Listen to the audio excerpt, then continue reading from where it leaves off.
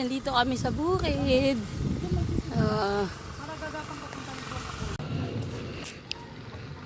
So ayan, nalinis na po namin. Nila pala. Ayan, nalinis na. Siyempre, kasama tayo. Si Mami. Punta tayo dun sa baba.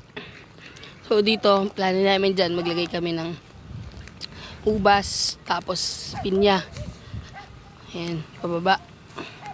Pero sa ngayon, titignan natin kung baka magmais muna kami. Mabilis lang naman yun. Pero maganda sana kung ano, mahabol namin, December. Tapos itong, gagawin nating fish pond. So, tignan natin kung ornamental lang ilalagay natin or yung for commercial, for consumption.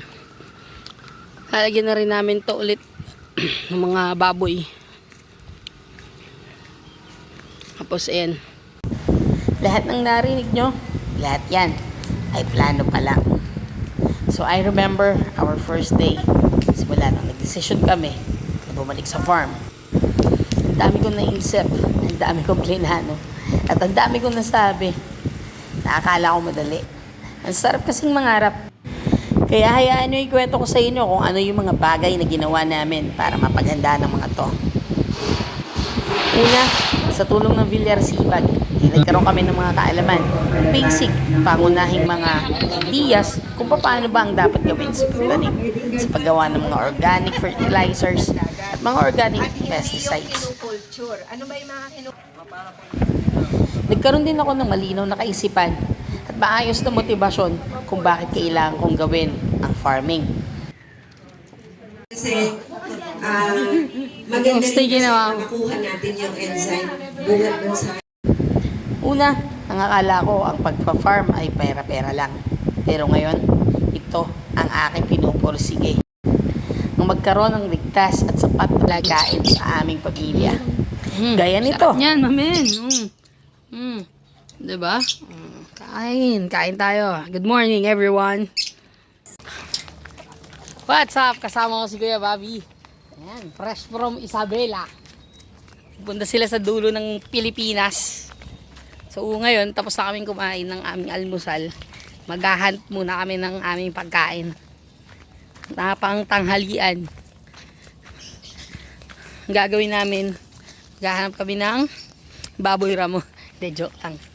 Maghahanap kami ng ng laing. Ng gabi. Dahon ng gabi. O, tignan yung patola natin, oh. Alalaki na. So, mamaya na lang update tungkol dyan. Ay. Di ba po nagbunga?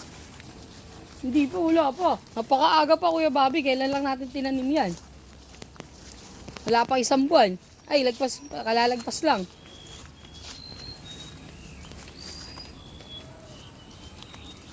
Ay, ituturo pala ako sa inyo. Tignan nyo yung ginawa tignan nyo yung contractor ng Bria. Ito. Saglit.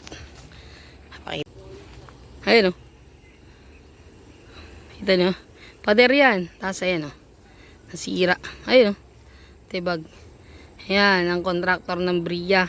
Kung sila, naperwisyo sila ng ganyang senaryo, mas lalo naman siguro yung kaming mga nandito sa bukid.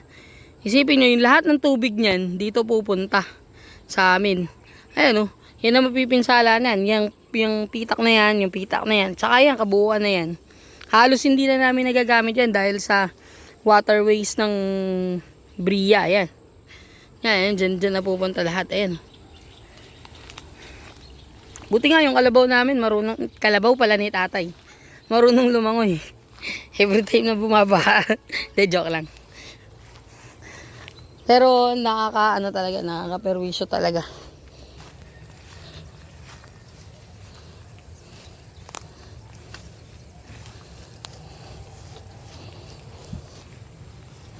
Yan.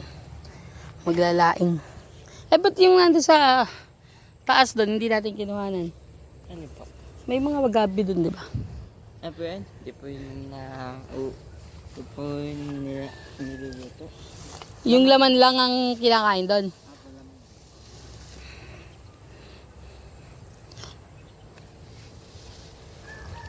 Ito Kuya Bobby, hindi na nagagamit ni tatay to, no? Dahil dyan sa may mga tubig dyan ng Bria, no? Daanan po ng tubig. Hihindaanan siya ng tubig kasi. Isipin nyo gano'ng kalaki, no? Ilang sako ng palay pang ano dyan. Hanggang dito sa baba na to, Kuya Bobby? Yung baba po na yan, nasaka pa po ng karang taon. Pero ngayon wala na. Hindi ko lang po alam pitasin yung sasakan. Maganda sana ang urbanisasyon, maganda yung paglago. Pero syempre, i-considera din natin. Huwag na nating i-prioridad, i-considera na lang natin yung mga taong namumuhay. Gamit yung bukid, gamit yung pagsasaka, gamit yung paghahalaman. Konsiderasyon lang. Hindi naman, ayun, especially kaming mga nandito sa bukid. Hindi naman kami nanghihingi na, amin tong kalsada, tataniman namin. Hindi naman ganun eh. Parang yung parte lang na ginagamit ng mga magsasaka. Sana binibigyan din ng konsiderasyon. Lalo na yung mga ganyang project. Tama ba Kuya Bobby?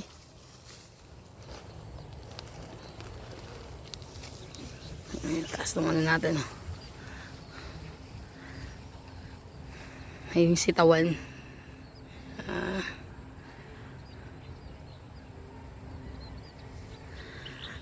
Tapos ito yung ating patola. Dito yung patola. Tsaka talong. Ayan. Sana mabuhay yung talong. Tapos nandun yung mais natin. Konti lang na may mais. Ayun, nandun yung mais. Diyan. Tapos dun mamaya sa unahan dun. Try namin maglasod ng damo para makapag gayak na ng mga pananim. Ilan lamang yan sa mga kaganapan na nangyayari dito sa bukid. Wala sa pagiging musikero, salesman, rider, researcher, at business owner, nandito ako ngayon sa bukid. Nagpapagal at nagtitiis sa ilalim ng init ng araw. Nagpapagod at nagpapawis kahit na nasasabihang mabantot. Masaya ako sa ginagawa ko at naniniwala ako na pagdating ng panahon, hindi na namin kailangan bumili ng mga pangunahing pangangailangan gaya ng bigas at ulam. At isa sa pinaka nakakabaliw kong pangarap ay magiging contributor ako para mapababa ang mga bilihin. Naniniwala kasi ako na ang pagkain ay para sa lahat at dapat abot ng lahat.